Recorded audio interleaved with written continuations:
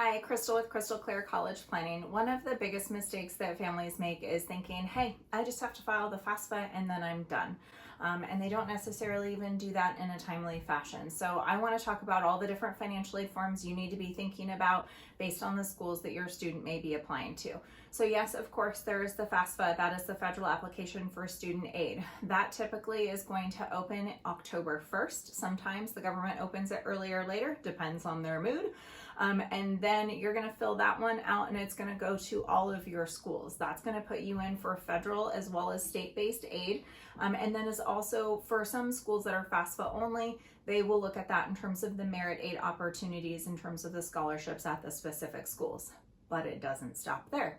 So after that, we have what we call the CSS Profile. That is going to be the schools that want a deeper look at your financial picture. So that is where they're going to then ask about your home equity, your businesses, and some other components.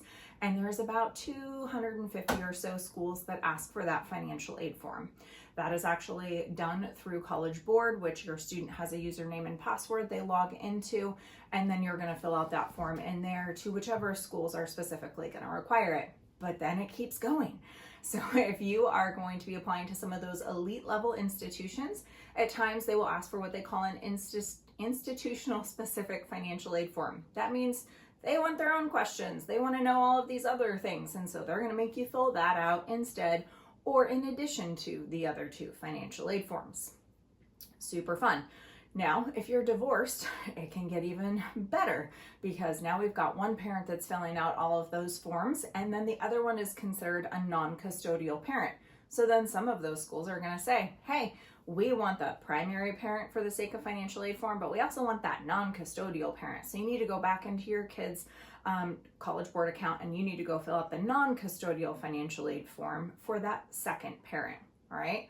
Now, really, a lot of this deadlines matter. So if your student is applying early action or early decision as well, that's going to be November 1st to December 1st typical deadlines for a lot of those schools that want that CSS profile, institutional, non-custodial form kind of information.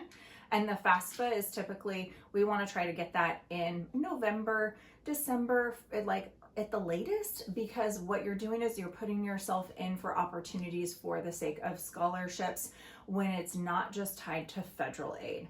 So we want you to recognize that you're just putting yourself in for all opportunities in terms of money.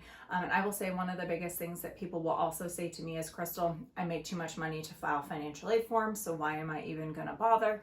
Some of these schools are going to give you money just for the sake of filling it out. So if you don't care about getting an extra $2,500 just for filling out the form, then you don't need to do it. But I also call it an insurance policy. If God forbid something happens to you, you have that on file and you will be able to qualify for aid in future years. So I always just say it's great to do and have and then hope you don't need it.